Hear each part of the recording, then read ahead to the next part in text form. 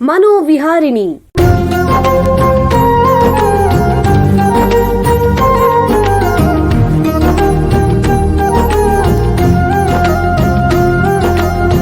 ಬೆಂಗಳೂರಿನ ನಿಮ್ಹಾನ್ಸ್ ವತಿಯಿಂದ ಮಾನಸಿಕ ಆರೋಗ್ಯ ಮತ್ತು ನರವಿಜ್ಞಾನ ಕುರಿತ ಪ್ರಾಯೋಜಿತ ಶಿಕ್ಷಣ ಮಾಲಿಕೆ. ಸಹಯೋಗ ಡಾಕ್ಟರ್ ರಾಮಚಂದ್ರ ಎನ್ ಮೂರ್ತಿ, ಮಾನಸಿಕ ಆರೋಗ್ಯ ಮತ್ತು ನರವಿಜ್ಞಾನ ಪ್ರತಿಷ್ಠಾನ, ನಿಮ್ಹಾನ್ಸ್. ಕೇಳಿ ಮಾನಸಿಕ ಆರೋಗ್ಯ ಮತ್ತು ನರವಿಜ್ಞಾನ ಕುರಿತ ಮಾಲಿಕೆ ಮನೋವಿಹಾರಿಣಿ. ನಮಸ್ಕಾರ ಶ್ರೋತೃಗಳೇ, ನಿಮಗೆಲ್ಲರಿಗೂ ಮನೋವಿಹಾರಣೆ ಶಿಕ್ಷಣ ಮಾಲಿಕೆಯ ಈ ಸಂಚಿಕೆಗೆ ಆತ್ಮೀಯ ಸ್ವಾಗತ. ಹಿಂದಿನ 3 ಸಂಚಿಕೆಗಳಲ್ಲಿ ಮಾದಕ ದ್ರವ್ಯಗಳ ಬಳಕೆಯ ಅಸ್ವಸ್ಥತೆ ಬಗ್ಗೆ ಉಪಯುಕ್ತ ಮಾಹಿತಿ ಪಡ್ಕೊಂಡ್ವಿ. ಇಂದಿನಿಂದ ಮುಂದಿನ ಸಂಚಿಕೆಗಳಲ್ಲಿ ನಮ್ಮ ನಿದ್ರೆ ಮತ್ತು ನಿದ್ರೆ ಅಸ್ವಸ್ಥತೆಗಳ ಬಗ್ಗೆ ಹೆಚ್ಚು ತಿಳ್ಕೊಳ್ಳೋಣ. ನಮ್ಮ ಅಮ್ಮನಿಗೆ ಸುಮಾರು 80 ವರ್ಷ ವಯಸ್ಸು. ದಿನ ಬೆಳಗಾದ್ರೆ ಅವರು ಸುಮಾರು 10 ನಿಮಿಷ ನಮ್ಮ ಹತ್ರ ತಮ್ಮ ಹಿಂದಿನ ದಿನದ ನಿದ್ರೆ ಬಗ್ಗೆ ಚರ್ಚೆ ಮಾಡ್ತಿರ್ತಾರೆ. ಎಷ್ಟು ಗಂಟೆಗೆ ನಿದ್ರೆ ಬಂತು, ಎಷ್ಟು ಗಂಟೆಗೆ ಎಚ್ಚರ ಆಯಿತು ಇತ್ಯಾದಿ. ಬಹಳ ಬೇಗ ಎಚ್ಚರವಾಗ್ಬಿಟ್ರಂತೂ ಸಮಯ ಕಳೆಯೋದೇ ಕಷ್ಟ ಅಂತಾರೆ. ಅಷ್ಟು ಬೇಗ ಎದ್ದು ತಾವೇನ್ ಮಾಡೋದು, ಸುಮ್ಮನೆ ಮಲಕೊಂಡೇನೆ ದೇವರ ನಾಮಸ್ಮರಣೆ ಮಾಡ್ಕೋತೀನಿ ಅಂತಾರೆ. ಹಾಗೇನೆ ಕೆಲವೊಮ್ಮೆ ರಾತ್ರಿ ನಿದ್ರೆ ಪ್ರಮಾಣ ಕಡಿಮೆ ಆದ್ರೆ ಬೆಳಗ್ಗೆ ಹೊತ್ತು ಅದನ್ನ ಯಾವಾಗ ಕಾಂಪನ್ಸೇಟ್ ಮಾಡಿದ್ರು ಅನ್ನೋದು ಕೂಡ ಹೇಳ್ತಾ ಇರ್ತಾರೆ. ನಾನು ಹೂಗುಡ್ತಾ ನನಗೆ ತೋಚಿದ ಸಲಹೆ ಕೊಡ್ತಾ ಇರ್ತೀನಿ. ಈ ನಿದ್ರೆ ಸಮಸ್ಯೆ ಅನ್ನೋದು ಕೇವಲ ವಯಸ್ಸಾದವ್ರಿಗೆ ಮಾತ್ರ ಅಲ್ಲ. ನಮ್ಮ ಸ್ನೇಹಿತರೊಬ್ಬರು ನನಗಿಂತ ಚಿಕ್ಕವರು, ಅಂದ್ರೆ ಸುಮಾರು 40-45 ವರ್ಷ ವಯಸ್ಸಿನವರು, ಅವರಿಗೆ ರಾತ್ರಿನಲ್ಲಿ 5 ಗಂಟೆಗಳಿಗಿಂತ ಹೆಚ್ಚು ನಿದ್ರೆ ಬರೋದೇ ಇಲ್ವಂತೆ. ಅವ್ರಿಗಂತೂ ಹಾಗೇನೆ ಅಭ್ಯಾಸ ಆಗ್ಬಿಟ್ಟಿದೆಯಂತೆ. ಹೀಗೇನೆ ಒಬ್ಬೊಬ್ಬರಿಗೂ ಅವರದೇ ಆದ ನಿದ್ರೆ ಕಥೆಗಳಿರುತ್ತೆ. ಇದನ್ನೆಲ್ಲ ಗಮನಿಸಿದ ಮೇಲೆ ನನಗೆ ನಿದ್ರೆಯ ಬಗ್ಗೆ ಇನ್ನೂ ಹೆಚ್ಚಿಗೆ ತಿಳ್ಕೋಬೇಕು ಅಂತ ಅನಿಸಿ ಇಂದಿನ ಸಂಚಿಕೆಯಲ್ಲಿ ಅದರ ಬಗ್ಗೆನೇ ಚರ್ಚೆ ಮಾಡೋಣ ಅಂತ ಸಿದ್ಧವಾಗಿ ಬಂದಿದ್ದೀನಿ. ನಮಗೆ ನಿದ್ರೆ ಅನ್ನೋದು ಯಾಕೆ ಮುಖ್ಯ, ಯಾರು ಎಷ್ಟೊತ್ತು ನಿದ್ರೆ ಮಾಡಬೇಕು, ಒಂದು ವೇಳೆ ನಿದ್ರೆ ಕಡಿಮೆ ಆಗೋದ್ರೆ ಏನಾಗುತ್ತೆ, ನಿದ್ರೆ ಮಾಡುವಾಗ ನಮ್ಮ ಮೆದುಳಿಗೆ ಮನಸ್ಸಿಗೆ ಏನಾಗುತ್ತೆ ಇತ್ಯಾದಿ ಹಲವು ಪ್ರಶ್ನೆಗಳಿವೆ. ಬನ್ನಿ ಇದರ ಬಗ್ಗೆ ಇವತ್ತು ತಜ್ಞರ ಹತ್ತಿರ ಹೆಚ್ಚಿನ ಮಾಹಿತಿ ಪಡ್ಕೊಳ್ಳೋಣ. ನರಶರೀರ ಶಾಸ್ತ್ರ ಕ್ಷೇತ್ರದಲ್ಲಿ ಸುಮಾರು 20 ವರ್ಷಗಳಿಂದ ಸಂಶೋಧನೆ ಮಾಡ್ತಾ ಇರುವಂತಹ ನಿಮ್ಹಾನ್ಸ್ನ ನ್ಯೂರೋಫಿಸಿಯಾಲಜಿ ವಿಭಾಗದ ಹೆಚ್ಚುವರಿ ಪ್ರಾಧ್ಯಾಪಕರು, ಹಾಗೇನೆ ನಿದ್ರೆ ವಿಷಯದ ತಜ್ಞರು, ಅದಲ್ಲದೆ ನಿಮ್ಹಾನ್ಸ್ನ ಸೆಂಟರ್ ಫಾರ್ ಕಾನ್ಷಿಯಸ್ನೆಸ್ ಸ್ಟಡೀಸ್ ನ ಮುಖ್ಯಸ್ಥರು ಆಗಿರುವಂತಹ ಡಾಕ್ಟರ್ ರವೀಂದ್ರ ಅವರು ನಮ್ಮ ಜೊತೆಗಿದ್ದಾರೆ. ಅವರನ್ನು ಸ್ವಾಗತಿಸೋಣ. ನಮಸ್ಕಾರ ಡಾಕ್ಟರ್ ರವೀಂದ್ರ ಅವರೇ. ನಮಸ್ಕಾರ. ನಿಮಗೆ ಈ ಕಾರ್ಯಕ್ರಮಕ್ಕೆ ಸ್ವಾಗತ. ಡಾಕ್ಟ್ರೇ, ನಿಮಗೆ ಮೊದಲನೇ ಪ್ರಶ್ನೆ ಏನು ಅಂತಂದ್ರೆ, ನಮ್ಮ ಮೆದುಳಿಗೆ ಮತ್ತು ಮಾನಸಿಕ ಆರೋಗ್ಯಕ್ಕೆ ಈ ನಿದ್ರೆ ಅನ್ನೋದು ಯಾಕೆ ಮುಖ್ಯ? ಮಾನಸಿಕ ಆರೋಗ್ಯ ಮತ್ತೆ ನಿದ್ರೆ ಒಂದಕ್ಕೊಂದು ಬಹಳಷ್ಟು ಸಂಬಂಧ ಇದೆ. ಯಾವಾಗಲಾದ್ರೂ ಒಂದ್ ಸ್ವಲ್ಪ ನಿದ್ದೆ ಕಡಿಮೆ ಆಯ್ತು ಅಂತ ಹೇಳಿದ್ರೆ, ಸೊ ನಾವೊಂದು ಸ್ವಲ್ಪ ನಮಗೆ ಮನಸ್ಸು ವಿಚಲಿತವಾಗುತ್ತೆ, ನಮಗೆ ಕೋಪ ಜಾಸ್ತಿ ಬರುತ್ತೆ, ಮತ್ತೆ ನಾವು ಬೇರೆಯವ್ರ ಹತ್ರ ನಮ್ಮ ಒಂದು ಮಾತನಾಡೋ ರೀತಿ ಕೂಡ ಚೇಂಜ್ ಆಗುತ್ತೆ, ಮತ್ತೆ ನಮಗೆ ಜಾಸ್ತಿ ಫೋಕಸ್ ಮಾಡೋಕ್ಕಾಗಲ್ಲ, ಅಥವಾ ನಮ್ಮ ಕೆಲಸ ಕಾರ್ಯಗಳನ್ನ ನಾವು ಸರಿಯಾಗಿ ಮಾಡ್ಲಿಕ್ಕೆ ಆಗೋದಿಲ್ಲ. ಸೊ ಆದರೆ ಇದೇ ರೀತಿ ನಾವು ನಿದ್ರೆಯನ್ನ ಪ್ರತಿದಿನ ನಾವು ಈ ರೀತಿ ಕಡಿಮೆ ಮಾಡ್ತಾ ಮಾಡ್ತಾ ಮಾಡ್ತಾ ಬಂದ್ರೆ ಇದರ ಒಂದು ಕ್ಯುಮ್ಯುಲೇಟಿವ್ ಎಫೆಕ್ಟ್ ಅಂತ ಏನು ಹೇಳ್ತೀವಿ, ಅದು ನಮ್ಮ ಮಾನಸಿಕ ವೆಲ್ಬೀಯಿಂಗ್ ಮೇಲೆ ಬಹಳ ಗಾಢವಾದಂತಹ ಒಂದು ಪರಿಣಾಮ ಇದ್ದೇ ಇರುತ್ತೆ. ನಿದ್ರೆ ಬಹಳಷ್ಟು ಅವಶ್ಯಕತೆ ಇದೆ.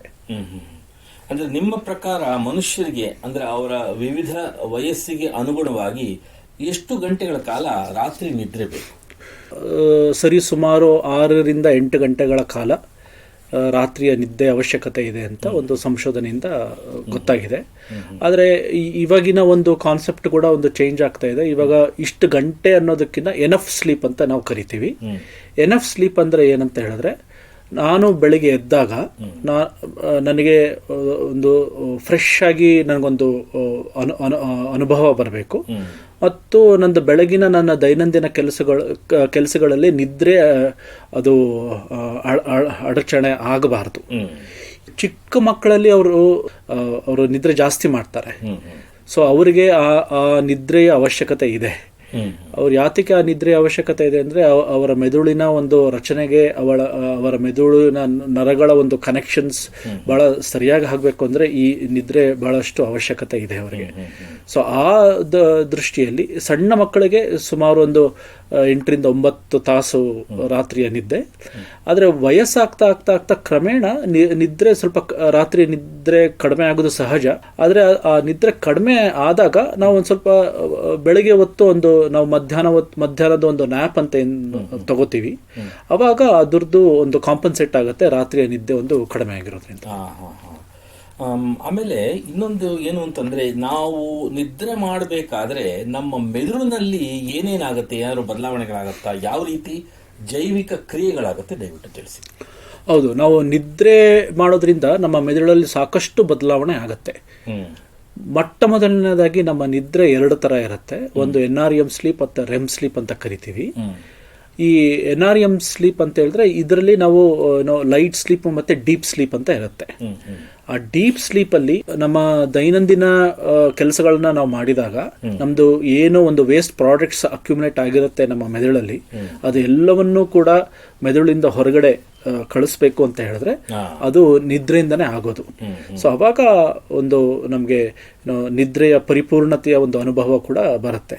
ಮತ್ತೆ REM ಸ್ಲೀಪ್ ಅಲ್ಲಿ ನಮಗೆ ಬಹಳಷ್ಟು ಮೆದುಳಿನ ರಚನೆಗೆ ಮತ್ತು ಮೆದುಳಿನ ಒಂದು ಕನೆಕ್ಷನ್ಸ್, ವಿವಿಧ ನರಗಳ ಒಂದು ಕನೆಕ್ಷನ್, ಈ ಕನೆಕ್ಷನ್ ಇಂದ ನಮಗೆ ನಮ್ಮ ಭಾವನಾತ್ಮಕವಾಗಿರ್ತಕ್ಕಂಥ ಒಂದು ರೆಸಿಲಿಯನ್ಸಿಗೆ ನಮ್ಗೆ ಏನ್ ಬೇಕು, ನಮ್ದು ಎಮೋಷನಲ್ ಕಂಟ್ರೋಲ್ ಅಂತ ಏನ್ ಹೇಳ್ತೀವಿ, ಇದಕ್ಕೆ ನಮಗೆ REM ಸ್ಲೀಪ್ ಬಹಳಷ್ಟು ಅವಶ್ಯಕತೆ ಇದೆ. ಕೆಲವು ಸರಿ ಮನುಷ್ಯರಿಗೆ ಬಹಳ ಕಡಿಮೆ ಪ್ರಮಾಣದ ನಿದ್ರೆ ಬರಬಹುದು. ಅಂತ ಸಂದರ್ಭದಲ್ಲಿ ಏನಾಗುತ್ತೆ, ಯಾವ ರೀತಿ ಅವರ ದೈಹಿಕ ಮತ್ತು ಮಾನಸಿಕ ಆರೋಗ್ಯದ ಮೇಲೆ ಪರಿಣಾಮ ಬೀರುತ್ತೆ?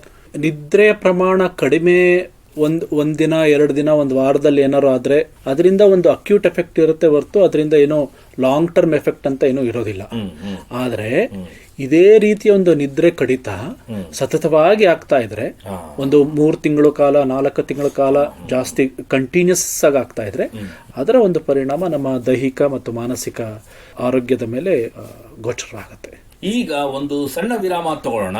ನಂತರ ಮಾನವರ ನಿದ್ರೆಯ ಬಗ್ಗೆ ಹೆಚ್ಚಿನ ಚರ್ಚೆನ ಮುಂದುವರಿಸೋಣ. ಬೆಂಗಳೂರಿನ ನಿಮ್ಹಾನ್ಸ್ ಮಾನಸಿಕ ಆರೋಗ್ಯ ಮತ್ತು ನರವಿಜ್ಞಾನ ಕ್ಷೇತ್ರದಲ್ಲಿ ಹೆಸರುವಾಸಿ. ಶ್ರೇಷ್ಠ ಮಟ್ಟದ ಔಷಧೋಪಚಾರ, ಸಂಶೋಧನೆ ಮತ್ತು ತರಬೇತಿ ಇವೇ ನಿಮ್ಹಾನ್ಸ್ನ ಪ್ರಮುಖ ಧ್ಯೇಯಗಳು.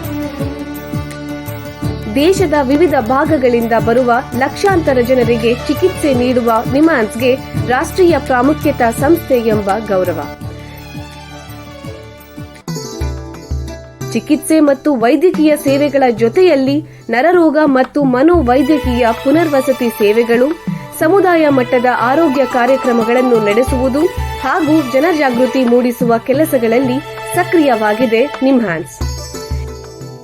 ಈ ನಿಟ್ಟಿನಲ್ಲಿ ಆಕಾಶವಾಣಿಯ ಶ್ರೋತೃಗಳಿಗೆ ನರಮಂಡಲ ಮತ್ತು ಮಾನಸಿಕ ಆರೋಗ್ಯದ ಬಗ್ಗೆ ಉಪಯುಕ್ತ ಮಾಹಿತಿ ನೀಡುವುದೇ ಡಾಕ್ಟರ್ ರಾಮಚಂದ್ರ ಎನ್ ಮೂರ್ತಿ ಮಾನಸಿಕ ಆರೋಗ್ಯ ಮತ್ತು ನರವಿಜ್ಞಾನ ಪ್ರತಿಷ್ಠಾನ ನಿಮ್ಹಾನ್ಸ್ನ ಸಹಯೋಗದೊಂದಿಗೆ ಮೂಡಿಬರುತ್ತಿರುವ ಈ ಮನೋವಿಹಾರಿಣಿ ಶಿಕ್ಷಣ ಮಾಲಿಕೆಯ ಮೂಲ ಉದ್ದೇಶ.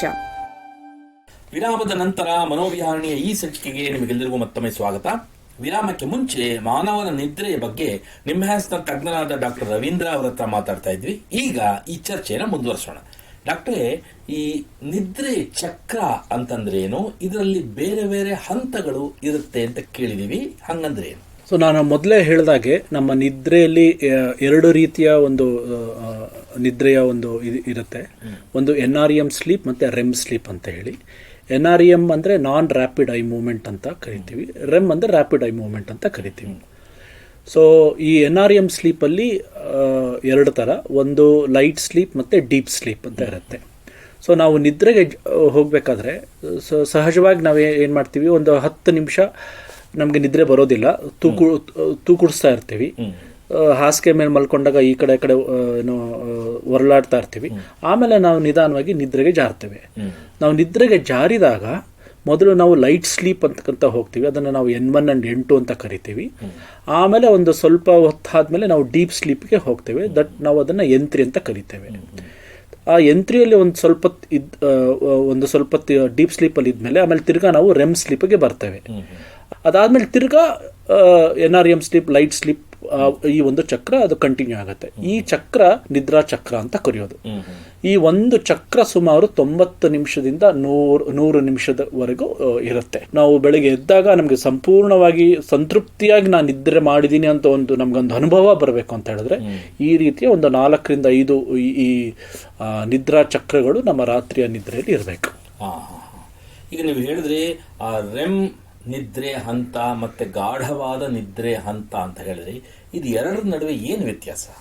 ಗಾಢ ನಿದ್ರೆಯಲ್ಲಿ ಯಾರನ್ನಾದ್ರೂ ಎಬ್ಬಿಸ್ಲಿಕ್ಕೆ ಬಹಳ ಕಷ್ಟ. ಮತ್ತೆ ರೆಮ್ ಸ್ಲೀಪ್ ಅಲ್ಲಿ ನಮ್ಮ ಮೆದುಳಿನ ಕಾರ್ಯ ಎಚ್ಚರಿಕೆ ಇದ್ದಾಗ ನಾವು ಯಾವ ರೀತಿಯ ಒಂದು ಮೆದುಳಿನ ನಮ್ದು ಆಕ್ಟಿವಿಟಿ ಇರುತ್ತೆ, ಅದೇ ರೀತಿಯ ಆಕ್ಟಿವಿಟಿ ನಮ್ಮ ರೆಮ್ ಸ್ಲೀಪಲ್ಲೂ ಇರುತ್ತೆ. ಆದ್ರೆ ಅಲ್ಲಿ ನನ್ನ ಸ್ನಾಯುಗಳು ಅಂದ್ರೆ ನನ್ನ ಮಸಲ್ಸ್ ಯಾವುದೇ ರೀತಿಯ ಕೆಲಸ ಮಾಡ್ತಾ ಇರೋದಿಲ್ಲ. ಭಾವನಾತ್ಮಕವಾಗಿರ್ತಕ್ಕಂಥ ಒಂದು ಕನಸುಗಳು ಬರುತ್ತೆ ನನಗೆ. ಸೊ ಆ ದೃಷ್ಟಿಯಲ್ಲಿ ನಮ್ದು NREM ಸ್ಲೀಪ್ ಮತ್ತು ರೆಮ್ ಸ್ಲೀಪ್ ಬಹಳಷ್ಟು ವ್ಯತ್ಯಾಸ ಇದೆ. ಈಗ ನೀವು ಹೇಳಿದ್ರಿ ನಾವು ಕನಸು ಕಾಣ್ತೀವಿ ಅಂತ. ನಾವೇ ಯಾತಕ್ಕೆ ಕನಸು ಕಾಣ್ತೀವಿ ಮತ್ತು ಈ ಕನಸುಗಳಿಗೆ ಏನಾದ್ರು ಅರ್ಥವಿದೆಯೇ? ದಯವಿಟ್ಟು ತಿಳಿಸಿ. ಯಾತಕ್ಕೆ ಕನಸು ಕಾಣ್ತೀವಿ ಅನ್ನೋದಕ್ಕೆ ಇನ್ನೂ ಬಹಳಷ್ಟು ಸಂಶೋಧನೆ ಆಗಬೇಕು. ಆದರೆ ಒಂದು ಸೈಕಾಲಜಿಯ ಇದರ ಪ್ರಕಾರ ನಮ್ಮಲ್ಲಿ ಏನೋ ಒಂದು ಸೂಕ್ತವಾಗಿರ್ತಕ್ಕಂಥ ಒಂದು ಇಂಪ್ರೆಷನ್ಸ್ ಏನಿರುತ್ತೆ ನಮ್ಮ ಮೆದುಳಲ್ಲಿ ಅಥವಾ ನಮ್ಮ ಮನಸ್ಸಿನಲ್ಲಿ, ಅದನ್ನ ಎಕ್ಸ್ಪ್ರೆಸ್ ಮಾಡುವಂಥ ಒಂದು ವಿಧಾನ ಕನಸಿನ ಮೂಲಕ ಆಗತ್ತೆ. ಅದಕ್ಕೆ ನಮ್ಮ ಕನಸು ನಮಗೆ ಅದು ಬಹಳ ಇಲ್ಲಾಜಿಕ್ ಆಗಿರುತ್ತೆ, ಅದು ಕಂಟಿನ್ಯೂಸ್ ಆಗಿರಲ್ಲ. ನಮ್ಗೆ ಯಾವುದೇ ರೀತಿಯ ಒಂದು ಅರ್ಥವನ್ನ ನಮ್ಮ ಕನಸಿಗೆ ನಾವು ಇಮಿಡಿಯೇಟ್ ಆಗಿ ನಾವು ಕಂಡುಕೊಳ್ಳಿಕ್ಕೆ ಆಗೋದಿಲ್ಲ.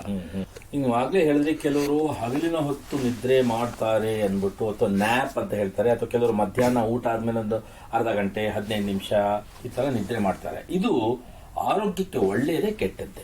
ನ್ಯಾಪ್ ಅನ್ನ ಸುಮಾರು ಒಂದು 20 ನಿಮಿಷ ಅರ್ಧ ಗಂಟೆಯ ಒಂದು ನಿದ್ದೆ, ಊಟ ಆದ್ಮೇಲೆ ಆಗಿರ್ತಕ್ಕಂಥ ನಿದ್ದೆ, ಅದು ಬಹಳಷ್ಟು ಒಳ್ಳೇದು ನಮಗೆ.